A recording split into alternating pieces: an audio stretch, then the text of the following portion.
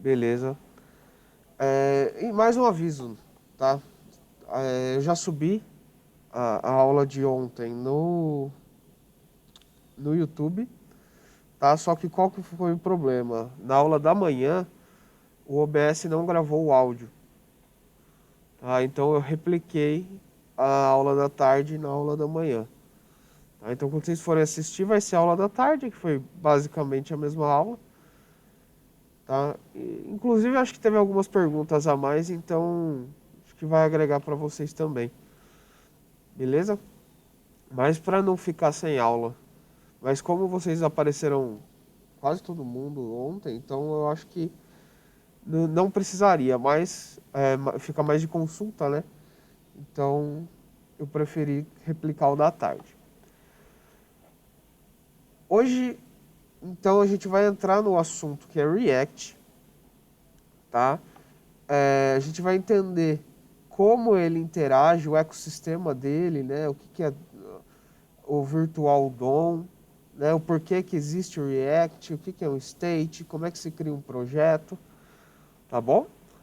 E amanhã começam vocês começam a ver efetivamente na prática um passo a passo ali dos projetos em si em React, tá? Mas hoje a gente vai passar essa parte teórica do React e aprender a criar uma estrutura de projeto para vocês verem como é fácil trabalhar com React. Beleza? Então vamos lá. O que é o React? Né? O React, quem diz o que ele é quem criou ele. Né? Ele foi criado pelo Facebook.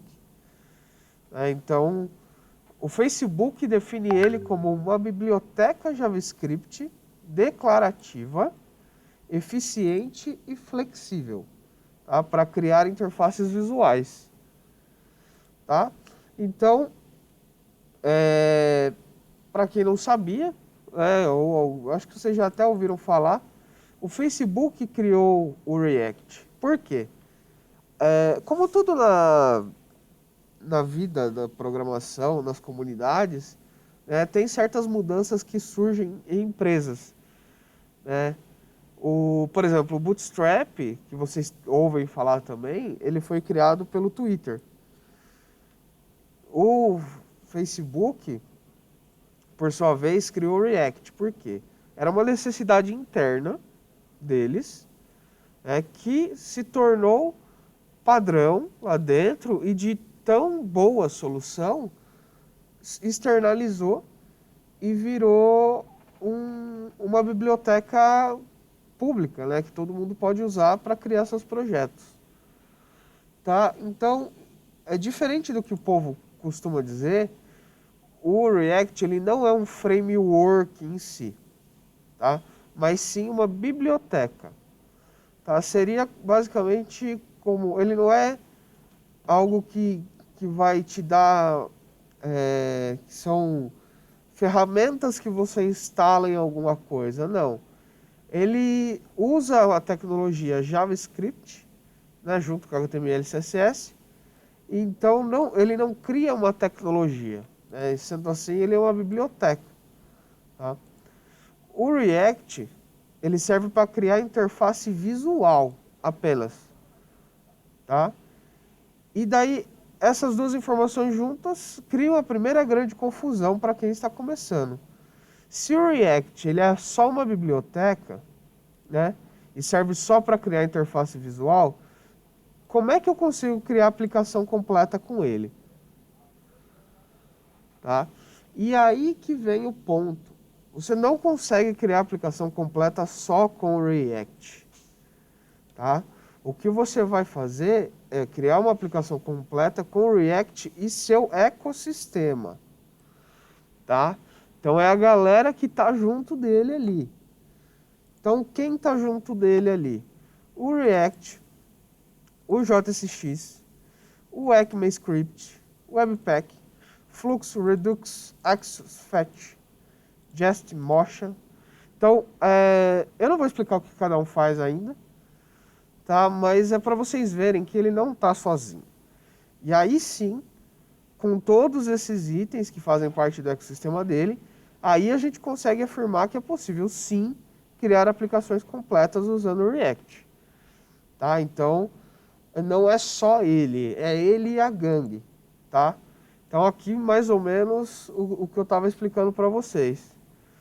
Então, tem várias camadas e cada um atua em uma determinada camada. Porque o próprio React em si, ele está ali somente na camada de HTML e CSS. Tá? Então, essa é a diferença. Tá? E a gente tinha comentado aqui de um tal JSX. O ECMAScript eu não vou nem falar, porque a gente já falou nas aulas passadas, é o próprio JavaScript. Mas esse JSX a gente não chegou a falar. E pelo JS, vocês já devem estar pensando, putz, é algo que parece que eu já conheço. Só que o X ali está me confundindo. Então, o que, que é isso? O JSX, ele é uma extensão do JavaScript. É um arquivo de extensão, teoricamente. Então, e o que, que isso traz de benefício para a gente? React só serve para user... Sim, ele serve só para criar interface visual, tá? Só que o resto vai trabalhar junto, tá? Então o JavaScript vai estar lá, vocês vão ver o Babel, o AllNode aqui, entendeu? Muita coisa aqui a gente vai usar. E o que vocês têm que ter em mente é que a gente vai criar aplicações completas com ele, né? Mas não só com ele, tá? Com um monte de outras coisas em volta, o ecossistema inteiro, tá? Por exemplo, vocês vão ver que o JSX sozinho, junto com o React, não consegue rodar no navegador, tá? Aí vocês vão ter que fazer outro esquema. Eu vou explicando tudo nessa aula. A gente vai usar Next? Cara, a priori não. Mas eu não posso afirmar que sim, nem que não, porque vai que a gente resolve usar. Entendeu? Mas a priori a gente não vai usar. E daí, o que, que esse JSX faz? Tá? Ele nos permite criar HTML dentro do JavaScript. Professor, não entendi. O React é biblioteca ou framework? Voltando aqui. O React não é um framework, mas sim uma biblioteca. Quem fez o React, no Facebook, diz que ele é uma biblioteca declarativa, eficiente e flexível. Tá? Ou seja, é uma biblioteca. Você pode achar que é outra coisa, que é um framework, porque quando a gente fala React, a gente associa ele e a gangue dele, né? É igual a gente falar Sandy Júnior. Né? A gente não associa Sandy sozinha e Júnior sozinho. A gente fala só Sandy Júnior, é como se fosse uma pessoa só. Né? Mas na verdade são duas pessoas diferentes. É mais ou menos isso que acontece com o React. Quando a gente fala, vou usar React. Entendeu? Tá, beleza. Só que você vai usar muito outras coisas ali no meio, que junto com o React vai fazer as coisas funcionar. Tá? Então, é isso que a gente está mostrando para vocês. É como baixar um pack que vem tudo junto? Exatamente. E é exatamente isso que a gente vai fazer hoje.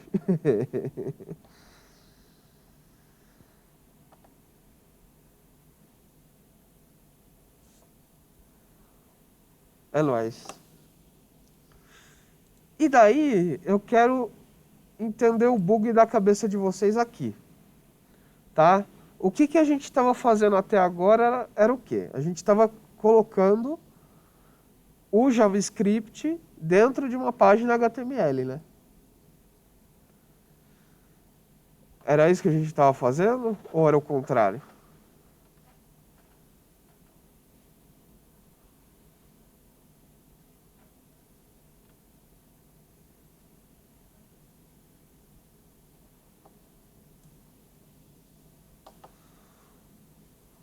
Bora, acordem, acordem. É isso mesmo, né? A gente estava usando o JavaScript no HTML. Daí agora com o JSX é exatamente o contrário. Você bugou no que eu falei? A gente tem o JavaScript e o HTML, certo? A gente estava entrando com o JavaScript dentro do HTML. Né? Então a gente estava digitando comandos JavaScript no arquivo HTML, não é? Agora a gente vai fazer o contrário. A gente vai digitar tags em HTML dentro do JavaScript. Mas o que muda na prática? Boa, olha, cara, eu adoro essas perguntas. O que vai acontecer? Ele vai entrar nesse conceito todo aqui de fluxo de dados. Tá? Não é só mudar a ordem, sim. Mas agora ele está num arquivo, né, que é facilmente interpretado por essa galera aqui. Né? Então o Node vai fazer a vez dele, vai mandar um render para o browser vai mandar dados para o React, e o Node também. Daí o React vai fazer uns updates e assim sucessivamente. Eu não vou explicar exatamente o que essa imagem está mostrando, porque também não cabe a nós no momento. Mas é como se eu estivesse criando um arquivo que fosse facilitar a vida. Tá? Então, ao invés de eu abrir o HTML lá dentro, ter um comando JavaScript, eu vou fazer tudo em JavaScript para algumas coisas aparecerem em HTML. Porque se você for parar para pensar, o HTML, eles são as tags estruturais. Se eu conseguir fazer essas tags estruturais no próprio JavaScript, vai facilitar a minha vida.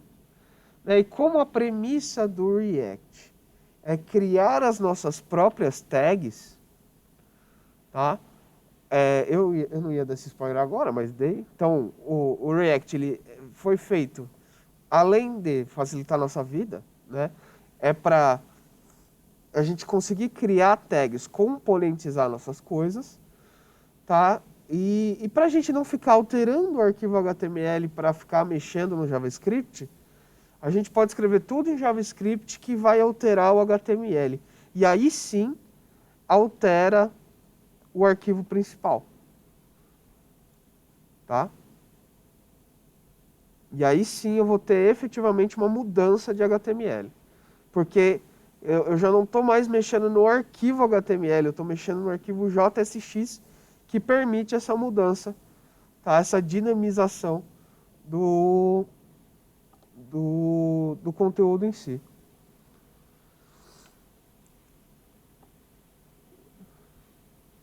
Isso, vai escrever em JavaScript primeiro. Só que tem um probleminha, tá? O JSX, ele não é interpretado pelo browser, tá? E daí, por este motivo, a gente tem que usar um negócio que vai ficar no meio dos dois, que a gente chama de transpiler, tá? Então, seria tipo um compilador de JSX para o navegador. Tá? Ele vai ter que fazer essa vez para a gente, para o navegador entender o que é. Então, o que ele vai fazer? Ele vai pegar esse arquivo JSX e vai fingir para o navegador que eu tenho HTML, CSS e JavaScript separados. Para o navegador conseguir entender. Só que, na real, você está fazendo tudo num arquivo só. Tá? De um jeito completamente diferente, um jeito ali bem mais rápido, bem mais simples. Só que quando ele passa pelo transpiler, o transpiler ajeita tudo do jeito que o navegador quer ver. Isso muda dependendo do suporte do navegador, é global. Isso aí depende do transpiler que você vai usar. Mas no caso, aqui, que a gente vai comentar sobre, é o Babel. Mas existem outros transpilers, tá? Então, o mais conhecido é o Babel, E basicamente usando o JSX você pode escrever estruturas do tipo HTML e no mesmo arquivo que você escreve o código JavaScript. E então o Babel vai transformar tudo isso em código JavaScript, ao contrário do passado, que em vez de colocar o JavaScript no HTML, o JSX nos permite colocar o HTML no JavaScript. Tá? E daí temos o transpiler. Né? Transpilar é o mesmo que converter. Então temos um converter. Nossa, olha, deixa aqui para ficar. Nossa, desculpe o erro aí. É nóis. Então um dos mais conhecidos é o Babel. Tá? O Babel a gente chama que é um toolchain. O que é um toolchain? Tá? A gente vai falar sobre isso. Que é usado principalmente para converter o código ECMAScript de 2015 para frente, tá? Em uma versão compatível com versões anteriores do JavaScript em navegadores ou ambientes atuais e antigos. Olha, 5 horas dormidas fazendo... Sim. É triste porque é verdade. Mas enfim. Ele vai fazer... Então, o que ele vai fazer? Vai pegar todo o que a gente digitar, tudo o que a gente criar, e vai converter para uma versão do JavaScript que seja compatível com os navegadores, além de deixar tudo organizadinho. Tá? Então, basicamente, ele vai ajudar muito a gente nesse sentido. Vai fazer tanto rodar da forma com que o browser espera, mas também ele vai fazer rodar em várias versões. E aí a gente explica o que é o toolchain. O toolchain ele é um conjunto de ferramentas de programação que é usado para executar uma tarefa complexa, que no caso é o que a gente está fazendo. Vocês têm que entender agora que o nível está aumentando cada vez mais. Então a gente está chegando num ponto onde, para fazer uma tarefa nossa, a gente vai usar muitas ferramentas simultâneas. Tá? E um toolchain, ele vai nos ajudar na administração dessas ferramentas. Tá? E tanto que o próprio nome em inglês diz que é uma corrente de ferramentas. É tipo um código pronto? Não. Como é que eu posso comparar? É tipo você ter um pacote Office. Tá? Você tem lá o Word, Excel e etc. Cada um faz uma coisa, mas para fazer um projeto para a faculdade, para o Senai, você vai usar todos eles. Você vai Excel para fazer uma planilha, daí você vai jogar a planilha do Excel no Word, daí do Word você vai fazer não sei o que vai gerar uma apresentação no PowerPoint, e assim vai indo. Tá? O pacote Office ajudaria você a fazer isso, tá? A administrar essas ferramentas. Tá? Para você não ter que baixar um por um, entendeu? Mas ele vai converter automaticamente ou vai ter que ser manual? É automaticamente.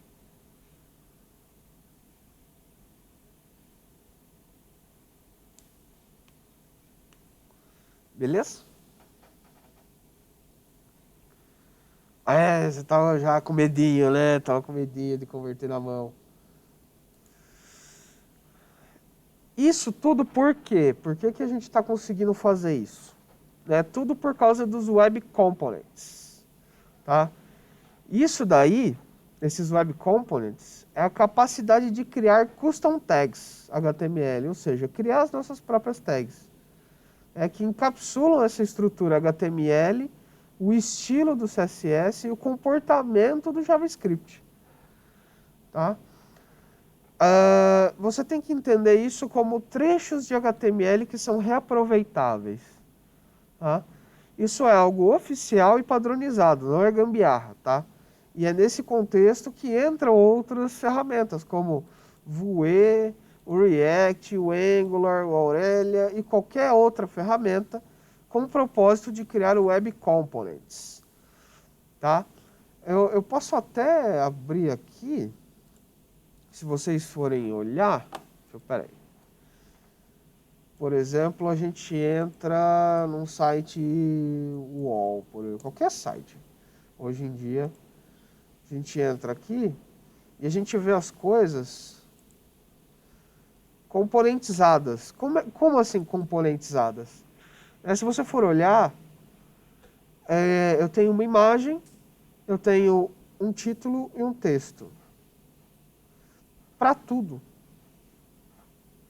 Tá? Então, isso aqui, no caso, seria um componente. Um componente que está sendo reutilizado em vários outros cantos. Tá? Está sendo reorganizado. Então, eu consigo trocar o conteúdo que nele existe, né? Mas ele em si virou padrão. Então, é exatamente isso. É que eu não sei se eu tinha lido na hora que você mandou para eu dar um exemplo, mas é exatamente isso que eu estou mostrando. Você cria, por exemplo, uma tag que vai fazer esse componente inteiro aqui. Vai fazer o... Peraí. Não, obrigado, valeu, é nóis. Conexão mental. Estamos em sincronia, Matheus. Ó, deixa eu dar um zoom. Ok. Veja só, imagem, um títulozão. Quando eu passo o mouse, ele fica selecionado. Note que tem até uma transiçãozinha. A foto ela dá uma clareada também. Isso é com todos os componentes, tá? Isso é com todas as notícias, né? Ou seja, isso nos leva a crer que é tudo o mesmo componente, né? Você pode ver que é a mesma transição, o mesmo título, assim, eu digo, o mesmo tamanho do título, o mesmo estilo de chamadinha aqui. Então, isso tudo, ao invés de eu ficar criando o HTML várias vezes para cada um, eu crio o HTML básico uma vez só, componentizo, então eu torno isso um componente, um negócio fechado, e eu só chamo essa tag, tá? Eu só vou chamar isso aqui. Eu posso chamar, sei lá, deixa eu até abrir o Notepad aqui, ó, imaginando essa situação. Então eu vou criar aqui a tag chamadinha. Certo? E daí é isso. Quando eu criar essa tag chamadinha, o que tiver aqui dentro vai ser o que vai aparecer aqui. Tá? Isso que é um custom tag. E é para isso que serve a custom tag. Para eu reutilizar código HTML. Tá? Isso facilita a vida aí muito. E hoje em dia todo mundo usa isso aqui também. Se a gente for, por exemplo, no Mercado Livre. Veja só como os produtos são todos parecidinhos. Né? As chamadinhas são todas... Se a gente pesquisar por algum produto, sei lá, mouse gamer. Ele vai mostrar vários produtos, né? Só que todos com a mesma carinha, né? Tudo dá para fazer a mesma coisa. Eu tinha entendido que dá para criar as próprias tags e atribuir o que elas vão fazer. Espera aí. Criar as próprias tags e atribuir o que elas vão fazer. Dá para fazer isso? Tipo, você diz no sentido de mudar o conteúdo de dentro das tags customizadas?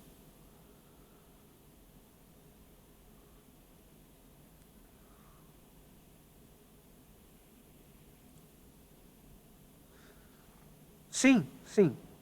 Não é padrão no sentido de eu vou criar um produto só.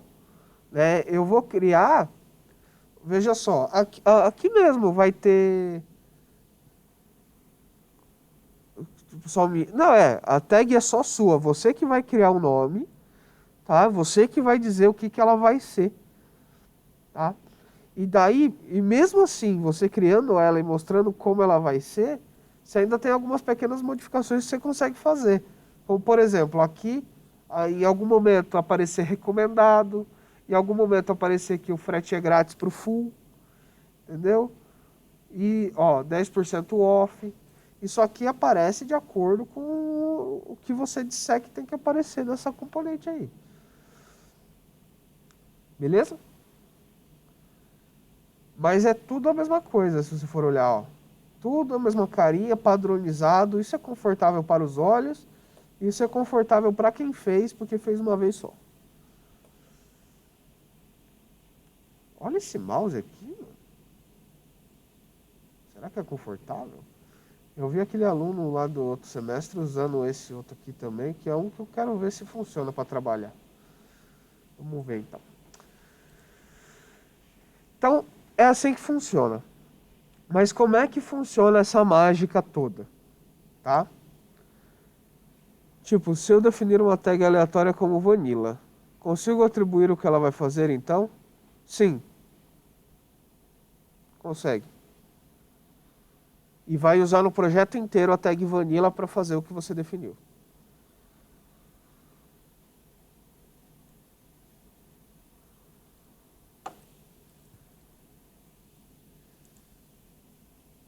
Um esquema aqui, que é o que facilita a gente, é o virtual DOM. Tá? Putz, vocês acabaram de entender o que é DOM e agora já tem o virtual DOM. Onde a gente vai chegar? Não, a gente para aí, virtual DOM, tá? Então, foi o grande boom do React, foi isso aí, tá? Que nada mais é do que um espelho que simula antes de enviar para o DOM real. Tá? Então, vocês lembram o que era DOM? Que é toda a estrutura de arquivos que o navegador entende. Isso daí é muito mais HTML, tá? As estruturas que o navegador vai ler do HTML ali. E quando a gente estava mexendo com JavaScript, a gente estava trocando o que o navegador vê, né? Então a gente meio que confundia ele quando a gente executava algum comando JavaScript. Não era isso que a gente estava fazendo? Vocês lembram disso? Por exemplo, pegando o getElementById, getElementByClassName, a gente ia lá e trocava o que ele fazia. Facebook React deixa vazar milhões de dados por ano. Não entendo, porque é um sistema tão bom. Ninguém é perfeito, né, mano? E daí, qual que é a pegada, então, do React? O que ele faz para ser tão rápido e tão bom? Ele cria uma cópia do DOM, tá? Nessa cópia do DOM, o que ele vai fazer? Ele vai alterar primeiro no virtual e só depois que ele tiver todas as alterações feitas, que ele vai renderizar especificamente para aquele componente que você queria modificar. Então veja só, aqui a gente está modificando esses dois componentes, tá? E na hora de renderizar, eu vou renderizar os dois componentes. Esses outros dois aqui já estavam rolando já, né? São os filhos desse aqui. Mas, para você ver que primeiro vem a mudança aqui e depois a gente passa para DOM real, tá? Então, o que isso traz de benefícios, tá? Onde eu não vou ficar toda hora tendo que mudar o que o meu navegador está vendo. Tá? E se o meu navegador não precisa trocar toda hora o que ele vê, ele não precisa carregar tudo, ele não vai ficar tão pesado. Ou seja, as mudanças vão ser mais rápidas. Tá? Então, o React fala, aqui eu vou... Não, vamos abrir o Facebook mesmo. Eu estou dando exemplo abstrato, que o ideal mesmo é abrir o Face, ver uns memes junto aqui, e vocês vão entender o que eu estou falando.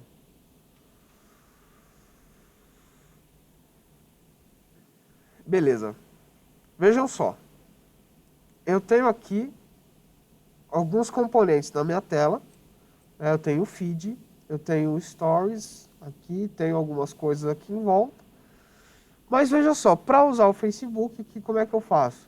Eu vou rolando, né? Cada vez que eu vou rolando, vocês podem ver que eu tenho os posts têm todos a mesma cara, né? Ou seja, são componentizados e etc. Só que essa sensação de rolagem, ela é infinita, não é? Eu não posso rolar infinitamente isso aqui? Só que vocês viram que não muda aqui do lado? Isso significa que a minha tela está dividida, não mudou também aqui em cima, porque isso aqui virou estático. Renderizou uma vez, está renderizado. Ele só vai mudar na hora que eu passar o mouse aqui, ele vai falar, puta, ele está mexendo lá no menu. Beleza. Passou do menu, ele está mexendo agora no feed. Então vamos renderizando o feed para ele, enquanto ele quiser que eu renderize o feed para ele. Não é infinita? Não é infinita. Ele vai renderizando só isso aqui para você. Tanto que se você ficar sem internet, ele vai parar de renderizar uma hora, né? Mas no final das contas, ele fica renderizando. Olha o Paulão aqui, ó. Deixa eu mandar uma mail no coisinha dele. Entendeu? Você vai interagindo, ele vai mostrando alguns posts por vez, vai guardando na memória os que já passaram, e é isso aí. Mas o que você está vendo é só isso aqui, ó. Só o que está na sua tela. Ele não é infinito.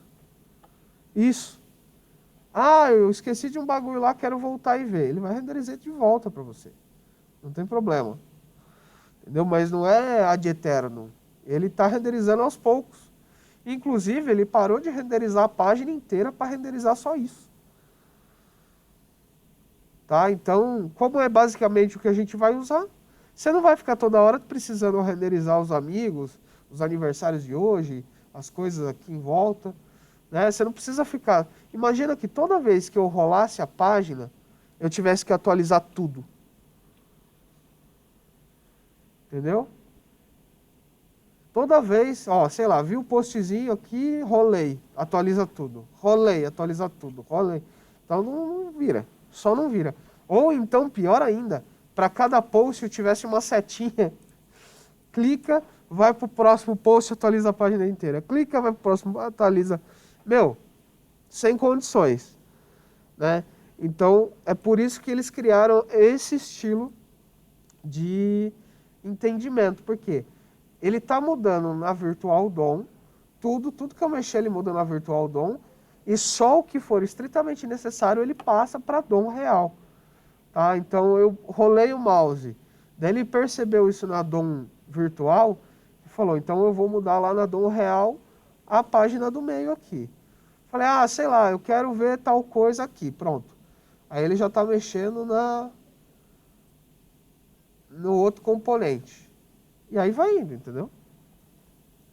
Ô, professor, mas esses que são na lateral, tipo contatos e ali do lado, eles não são renderizados, né? Eles já estão ali porque são os que já estão salvos no seu perfil, né? Exatamente. Já está salvo. Ele já renderizou. Quando eu abri o Face, eu atualizei, ele renderizou tudo, terminou de renderizar. Fechou. Agora, o que eu preciso renderizar toda hora? A página do meio. De resto, está estático. Tá? Ele só vai sofrer alguma alteração se eu interagir com isso aqui. Tá? Ele está mudando na DOM essa interação aqui, mas isso aqui já foi renderizado, tá? Só que ele só está mostrando. Mas, por exemplo, se eu clicar em ver mais, aí ele vai... Você viu que ele atualizou ali, né? Ele teve que renderizar mais. Aí, beleza. Ver menos. Agora ele nem vai atualizar mais, porque já está renderizado. Tá? Entenderam? Olhando o Face ficou mais fácil de entender?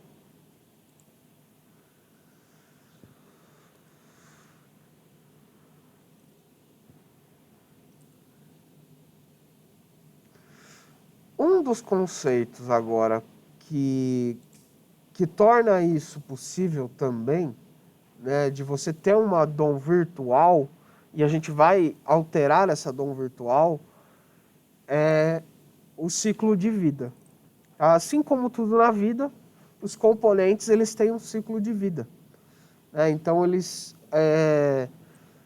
os desenvolvedores sabem que um componente ele vai ser criado, destruído, atualizado.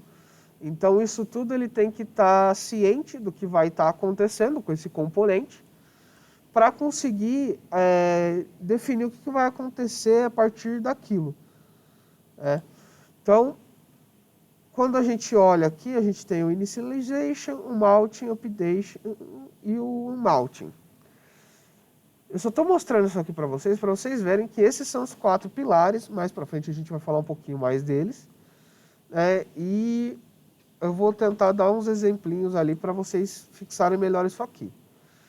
Mas, a priori são esses 4 ciclos, né? São 4 momentos da vida, tanto indo do nascimento, do crescimento e da morte do componente. Tá? Assim como na nossa vida. Daí, por exemplo, suponhamos que a gente está criando ali o aplicativo do YouTube. Então a gente sabe que o nosso aplicativo ele vai usar a rede para fazer o buffer dos vídeos. Tá? E ele vai utilizar a energia da bateria. Então eu preciso também, eu estou contando aqui com a bateria e com a rede. Tá? São muito mais, mas a gente só vai assumir esses 2. Tá? Se o usuário, por um acaso, mudar para outro aplicativo depois de assistir o vídeo, nós, como incríveis desenvolvedores, devemos ter certeza que estamos usando os recursos de rede e da bateria de maneira mais eficiente. Tá? Então, sempre que o usuário mudar para outro aplicativo, a gente pode pausar o buffer do vídeo. Tá? O que vai poupar recurso do meu usuário. Tá? Pensar nesse ciclo de vida é como se a gente estivesse sendo ecologicamente correto com o nosso código. Tá? A gente vai economizar energia, a gente vai economizar rede, a gente vai, consequentemente, gastar menos banda do nosso usuário. Que hoje em dia não tem mais tanto problema com isso. Mas, antigamente, você tinha ali uma quantidade bem limitada de internet. Então, você já ia para o trabalho, você falava, vou ouvir uma musiquinha. Por exemplo, você estava indo no metrô ouvindo o Spotify. O Spotify teve uma vez que ele começou a colocar vídeo como propaganda. E isso me ferrava de uma forma excepcional. Tanto que eu mandei um e-mail para eles, putaço, falando que, você vai acabar com a minha banda só por causa das propagandas. Tanto que aí depois eles trocaram para umas propagandas que era só uma moça falando. Então aí beleza, aí melhorou a vida do usuário. Aí parou de acabar minha banda por causa das propagandas em vídeo deles. Entendeu? Mas isso é pensar no usuário. Isso é pensar na quantidade de banda que o seu aplicativo vai consumir. Tá? E você renderizando menos partes da página também, você tem uma melhora considerável na banda, na alocação de banda. Isso só funciona porque os métodos do ciclo de vida do React nos fornece, para que o desenvolvedor possa produzir uma aplicação de qualidade e garantir que nós possamos realmente planejar o que e como fazer alguma mudança em vários momentos do ciclo de vida do componente, seja na montagem, atualização ou desmontagem da interface do usuário. Tá? Então, ele é basicamente esses 4 pontos que eu tinha mostrado: inicialização, montagem, atualização e desmontagem. É assim que passa um componente. Assim que você criou um componente, ele vai passar por esses processos. E aqui, uma visão geral, tá, do que acontece com cada um. Tá? Então, initialization, então, ele vai setar os props e state. daí você vai passar para montagem. Daí ele vai usar alguns outros componentezinhos aqui, que é o componente WillMount, vai renderizar, e daí vai virar um componente de mount. Isso aqui tudo vocês vão entender lá para frente. Tá? Vocês não precisam, eu vou dar um zoom, mas não se apegue emocionalmente nisso aqui ainda, tá? Isso aqui vocês vão entender um pouco depois.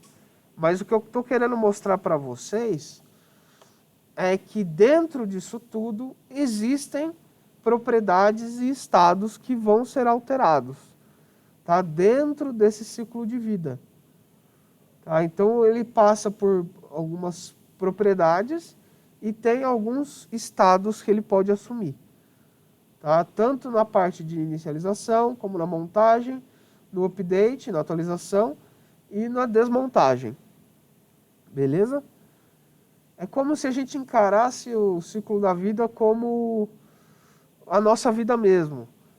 A gente nasce, daí a gente aprende coisas, né, vai crescendo, tem nossos updates, então cresce mais ainda, né, e daí a gente é desmontado.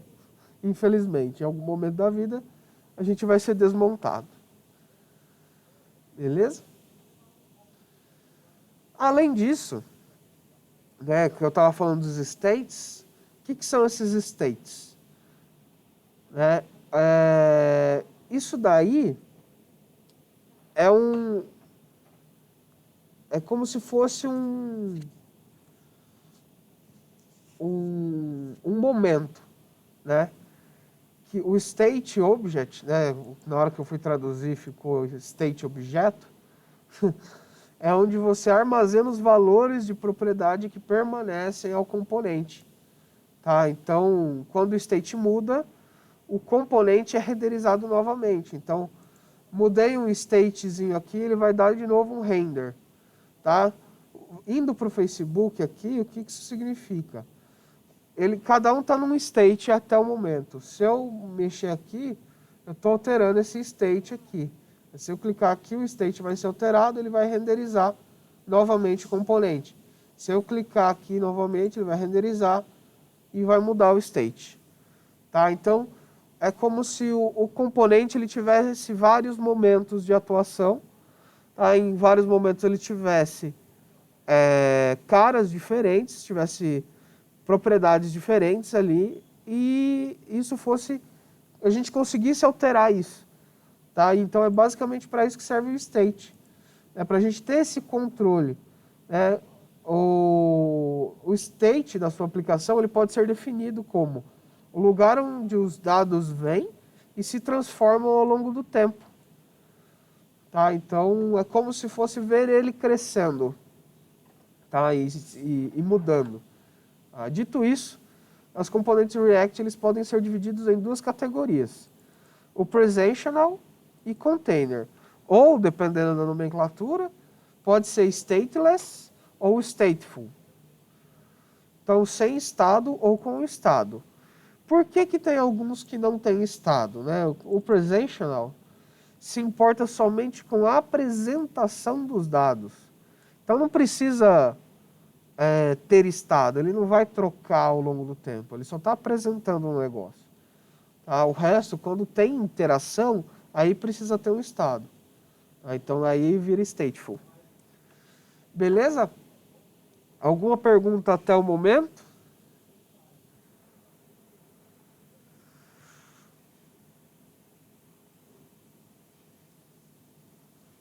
Tranquilo, professor. Tranquilo? Então vamos criar um projetinho, ainda processando as informações. Vamos criar um projetinho, o básico, né? Eu deixei aqui de referência também, como é que você cria um projetinho, aonde que eu peguei a maioria das informações aqui, tá? Caso vocês queiram ter mais informações sobre, tá? Vamos criar então esse projetinho, é bem simples, tá? Por isso que eu quis deixar nessa telinha principal do notebook para facilitar a visualização. Então, vocês vão criar aí uma nova pasta desktop de vocês, pode ser, tá? Vocês vão ter que abrir isso no prompt comando. Então, o que, que eu tenho de costume para fazer? Tá? Eu sempre copio já o caminho daqui, por exemplo, nova pasta. Já explicando para vocês. O espaço, ele às vezes causa problemas na hora de você criar o projeto, tá? E quando eu digo espaço aqui, ele causa problemas também se o seu usuário tiver um espaço. Isso aconteceu comigo em casa. Ele não vai criar o projeto corretamente se você tiver um espaço. Inclusive, eu estou com um problema nessa máquina que eu ainda não consegui resolver. Então a gente vai fazer um esquema tipo Ana Maria Braga. Eu vou mostrar para vocês até uma parte e depois eu vou passar para o PC do Saulo, onde eu já tenho uma lasanha pronta depois de ter criado, tá ligado? Tipo, vai pro forno, tá aqui, ó, saiu do forno, entendeu? Vai ser basicamente isso, mas eu vou mostrar para vocês o erro que está acontecendo, eu vou tentar resolver ele ao longo do tempo e mostrar para vocês a solução mais para frente, tá bom? Mas é relativamente simples fazer. Então, criando uma pastinha, essa é a pastinha que vai armazenar nosso projeto.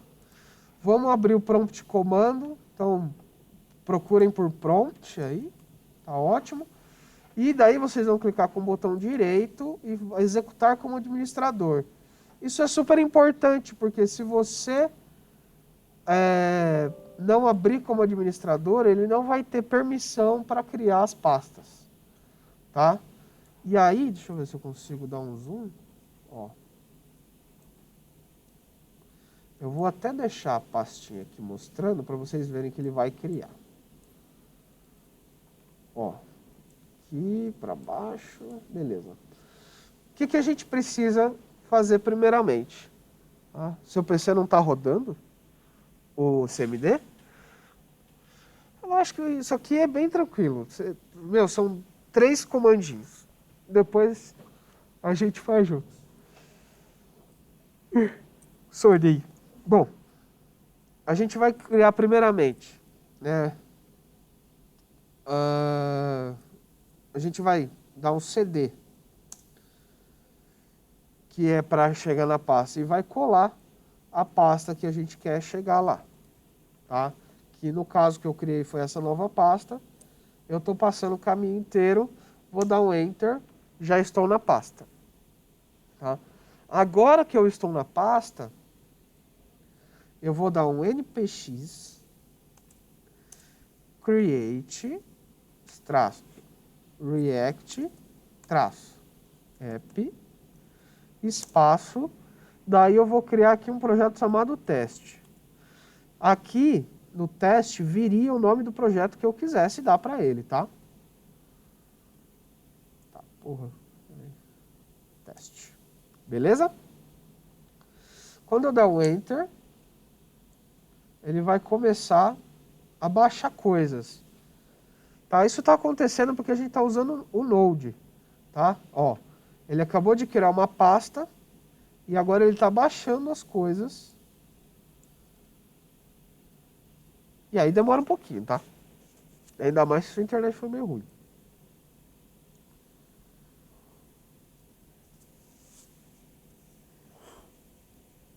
Mas ele está baixando todas as dependências que a gente vai precisar usar no projeto.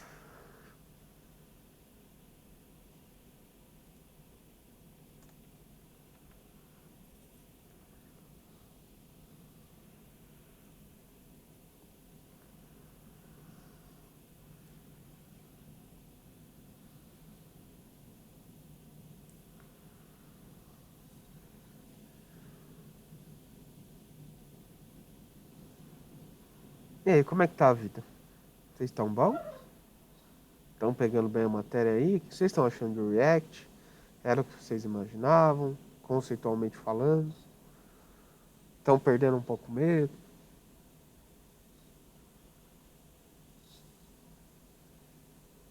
Não tá nem abrindo? Não tá abrindo o prompt?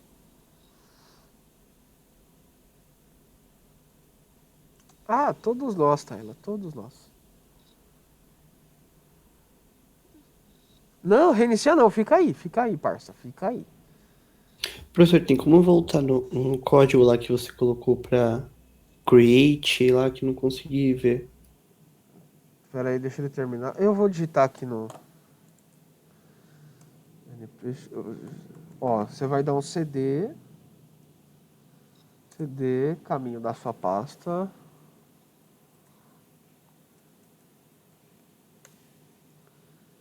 Depois npx create. Nome do projeto. Foi isso que a gente fez até agora. Beleza, obrigado. É nóis.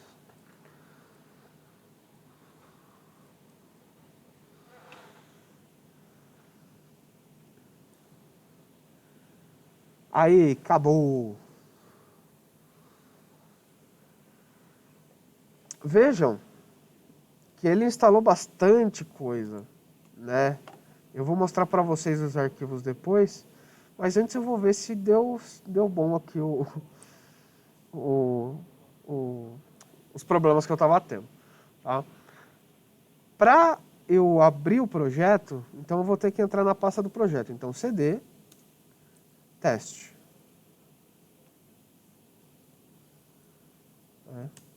Agora eu estou na pasta teste, que é onde tem o meu projeto.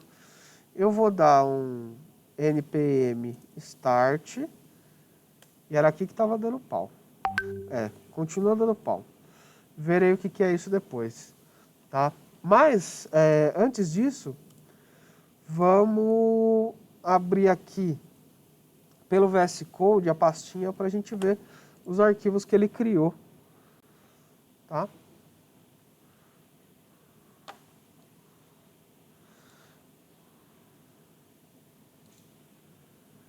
Então, a gente consegue pegar assim, por exemplo, a pastinha e jogar aqui.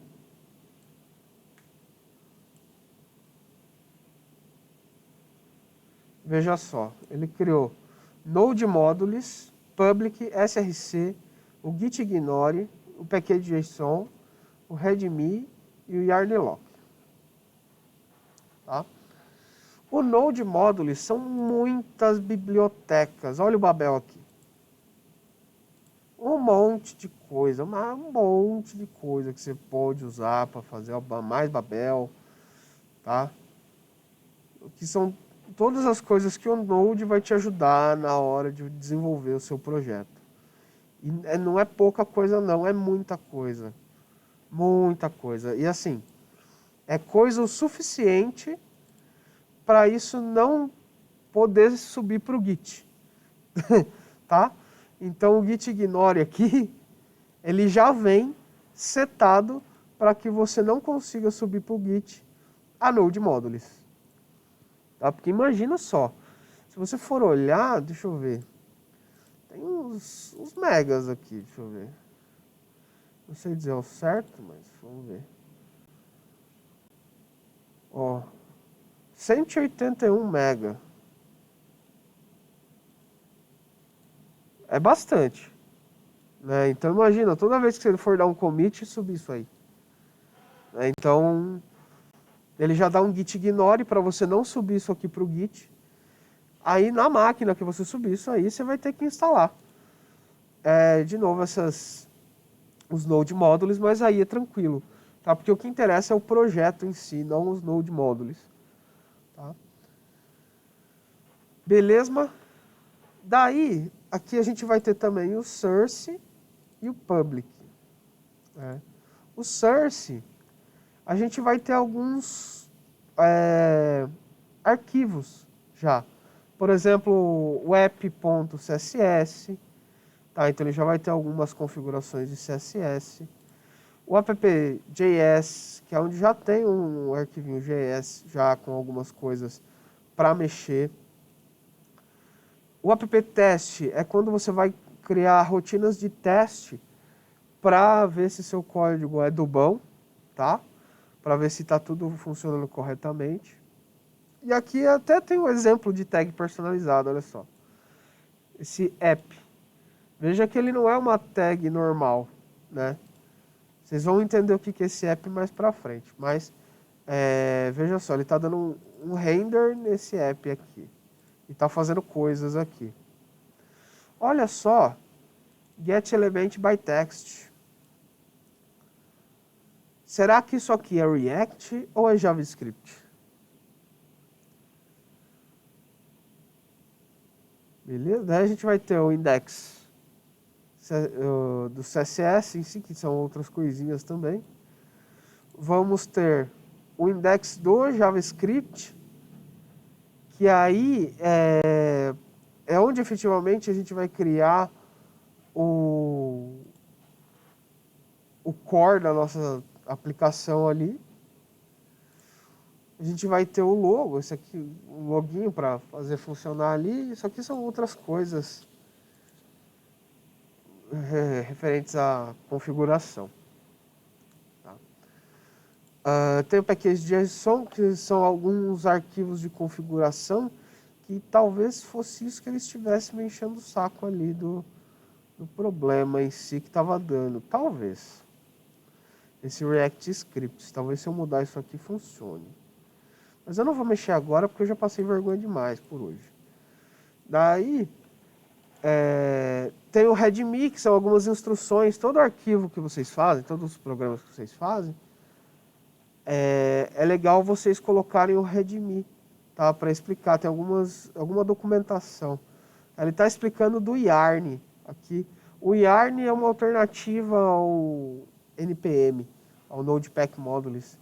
Tá? Então, aqui também tem uma pré-configuração do Yarn.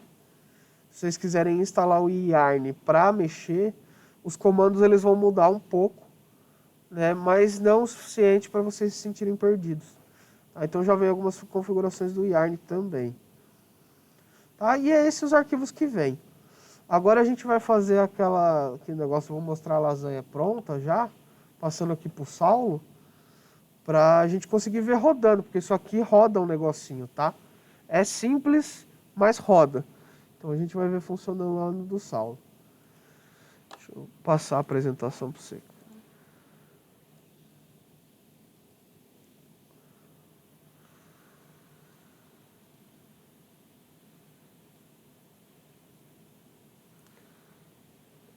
Aí, ó. Os arquivos ali já, como se a gente tivesse baixado aqui normal.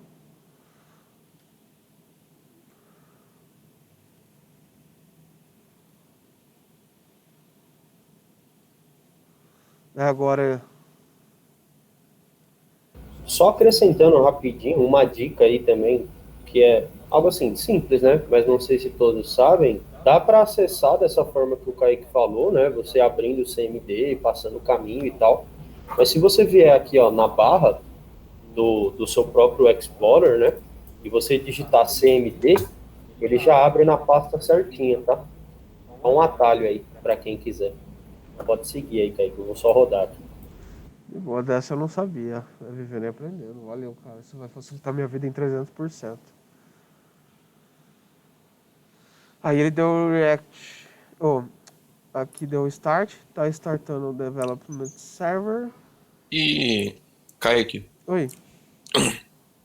isso você tá fazendo porque você disse que tinha um problema no seu computador e tal? Ou toda vez que a gente for começar um projeto em React, a gente vai ter que usar o CMD e mostrar o caminho e fazer tudo isso? Não, aí é toda vez que for criar. O problema do meu computador não tem Putz, nada a ver com o processo em si. Quer dizer, tem a ver com o processo em si, senão estava funcionando. Mas eu digo, tem que usar o CMD, tem que dar esses comandos, sim. Daí é esse o resultado que aparece, meus queridos. Olha só. Vocês vejam que ele já criou um serverzinho local, um localhost, que está ali aparecendo o loginho dele girando, né? E aqui já diz, ó, onde você tem que alterar o arquivo para mudar efetivamente essa pagininha. Então é app.js. Tá? Se a gente fizer alguma alteração lá... Ah, pode crer. Eu não tô gravando, pode pá. Quem ficou no YouTube aí teve uma perda aí, mas... Então aí, ó, galerinha, entrando aqui no teste. Ele tá dando pelo CMD ali, facilitando a vida. Ele digitou CMD lá no Explorer, ele já abre o CMD sem precisar dar o CD na pasta. Ele digitou npm start, que é para começar o projeto dentro da pasta do projeto, para iniciar o projeto em si, que já está criado. Daí tá, ó, Start Development Server, ele está criando um localhost, compilado com sucesso, ele mostra ali os IPzinhos da rede local, etc. E agora ele no browser rodando. Perfeito? Se a gente mudar esses arquivinhos ali que ele está falando, vai alterar essa página. E uma das coisas legais do React é que isso aqui muda a vida de muita gente. Eu vou falar pausadamente para isso bater no coração de vocês. Enquanto você altera o seu arquivo, ele muda automaticamente a página. Então você pode deixar, por exemplo, numa abinha o seu site e no outro o VS Code e alterando que ele não precisa atualizar. Você não precisa ir na página atualizar para ver as alterações. Ele já vai atualizar automaticamente. Beleza? Era isso, meus queridos.